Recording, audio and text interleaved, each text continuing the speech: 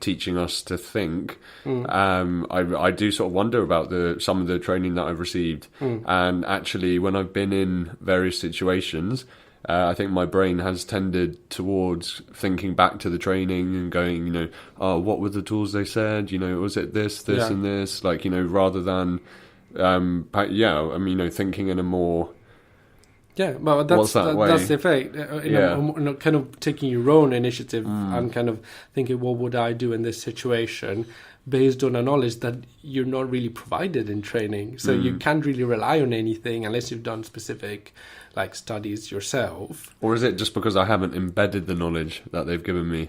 Well, I don't know. Well, then depends what knowledge you're referring to. If it's a knowledge about what is the systemic theory of whatever, or then you can think, how would let's think about this from that perspective, or then you can use that. But if you've just been told, when you need to do a thorough risk assessment, then that doesn't give you much tools. That just tells you, when this happens, I need to do a risk assessment. I need to ask this and that question. Then asking this or that question gives you a sense of security, because you did exactly what they've told you in training, but then that might not work. But then you say, and this is why the mentality starts of saying, well, it didn't work, but we did what we could because we followed that standard best practice.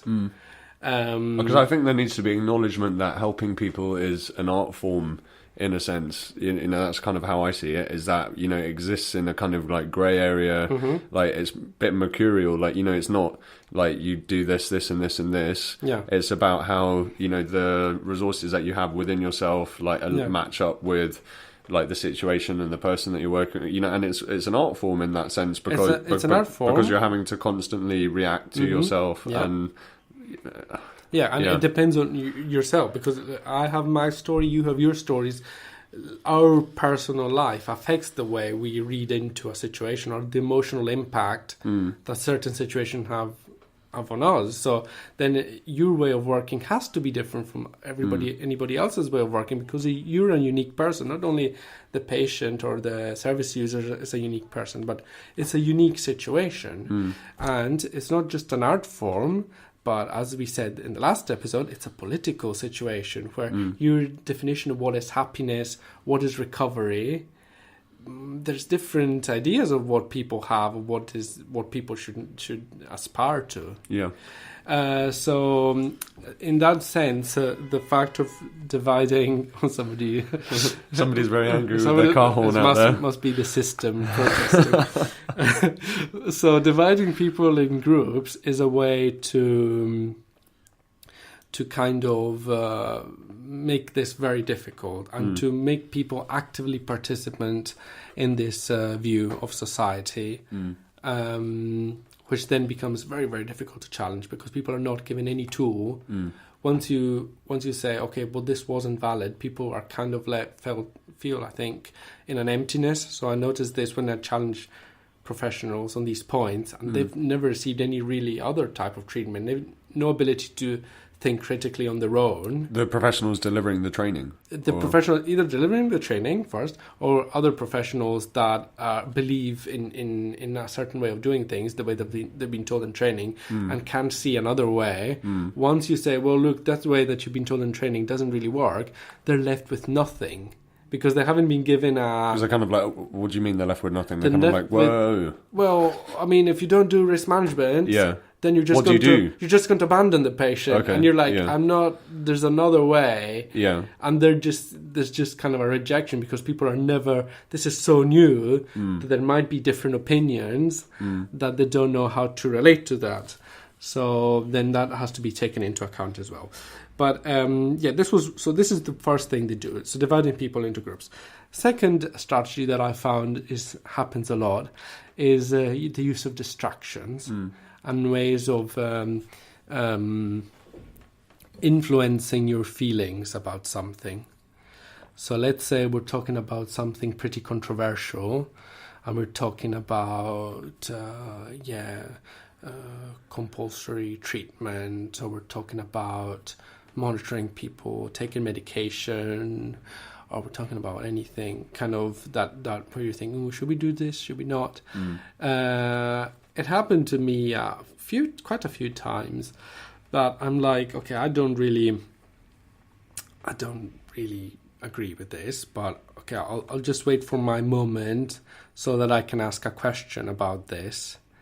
And you're kind of waiting the whole training to get this opportunity to ask the question about what exactly does this person mean, and then you get to a stage where you think, well, at the end they'll say, well, do you have any questions, or you'll have a possibility, and then they say, oh, you know what, no, I can see that you're a bit stressed and tired, and so what I think works very well in these situations is kind of do a bit of a mindfulness exercise.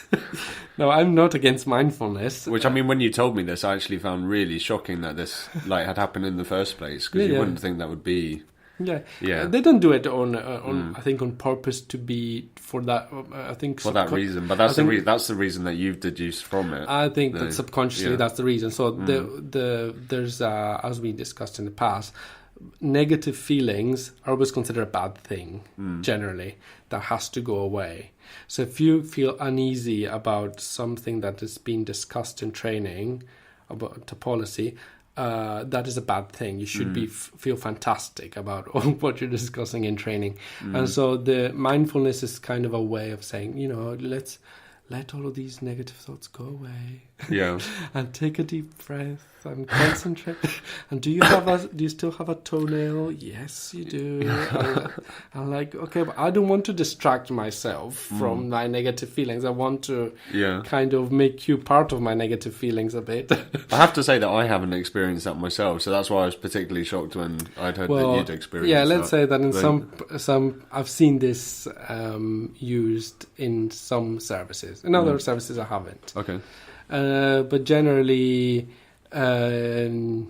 yes, or cracking a joke in moments when there's a moment where you could actually start discussing this, or it seems like in the room there's a sense that people are not completely convinced about what the person is saying, delivering the training, and then there's kind of a joke and kind of trying to make things less, more funny and more like this, and so then you can't go back to the seriousness of the situation so this is something that I've noticed definitely, and then there's a third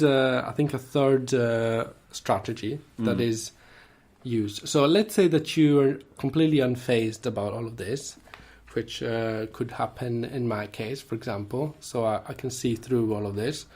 And people say, oh, it's really important to follow best practice, right? And I'm like, not persuaded at all.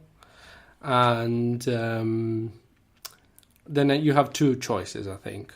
One choice is to challenge against what is implicitly kind of understood that you shouldn't. So you still say, okay, well, I don't care. I'm just going to really, say, well, I disagree with this. So, why do you think that there's a best practice? Or you could, which then you think, well, how useful is that going to be? Because that's likely to trigger some kind of defensive response, or, you're likely not going to get through to the person or to the other people in the room. You mean colleagues or? Colleagues, yeah, but also to the person delivering the training, because they have an obligation to deliver a training in a certain way and to teach people that it's important to do certain things. So the outcome of the training can't be that it's not important. Sure. So in the end, they need to find a way to justify what they've just said. Yeah. So you might think in certain circumstances, I'm just not going to, I'm not going to challenge this. I'm kind of going to keep myself to myself and just, nod. And that's fine.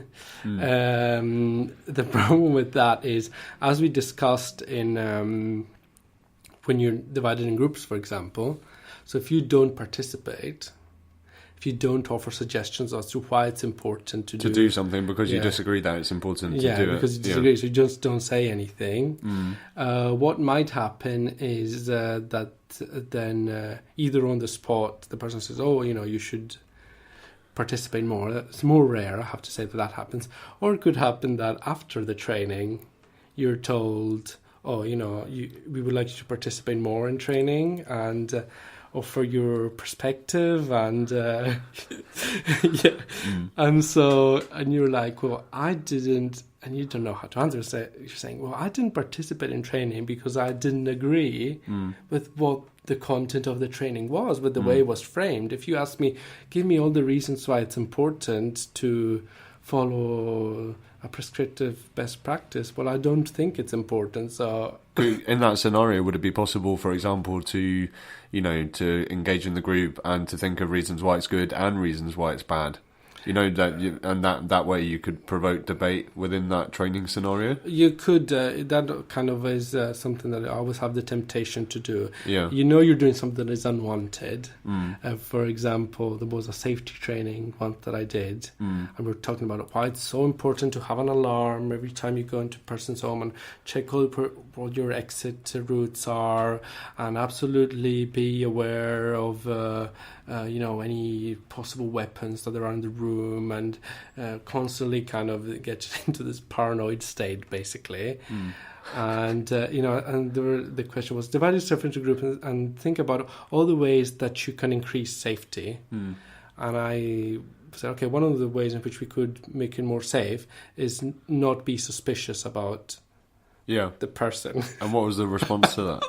And the response was kind of clearly not. They expected a very repressive solution to what did they say then? I think they just avoided the subject, or kind of said, "Oh yeah, well that's important as well." But clearly, really important to have the alarm. And yeah. So but because and you forget how aware people are of things, right? When you have all these. I'm not to say that I think these systems are important, because I think there are cases where, sorry, not to diverge too much, but with personal safety, there's been instances where people have been killed and so on, and these systems are put in place as a response to try and protect people. But I think there's also an implicit unawareness, is that a word? Yeah. Lack of awareness, that, by having the alarm, if you have all these visible things, it visibly shows to the person that you're working with that you don't trust them. And it creates that. It's not just shows that you don't trust them. You don't trust them. Yeah. So you're giving up the possibility. So it's not just that you don't. It's not just that you show. But I'm talking about what is read by a person. Isn't that what's important? Yeah. But it's also important what you think yourself. So if you yourself, because that will affect how you behave. Yeah. If you yourself don't want to try and build a relation of trust with this person, that creates unsafety. So then it's this fulfilling prophecy that's the same with locked doors. Yeah. That you lock the doors trying to create safety, and this creates more incidents. Or you have your alarm trying to create more safety, then the person assaults you and you think, thank God I had an alarm, and you don't realize, well, if I didn't have the alarm but I've had a very different approach to this situation, this would have created a stronger sense of safety in another way. So this is kind of a aspects that are not considered, but that if you look at famous, I'll say it again, because it's really important, the Stanford prison experiment is a glaring example. It's not the only one. There's many examples in social psychology research of how the way you frame an environment, the way you frame a situation, has deep effects that you would not imagine on your mind and on the way things start to happen.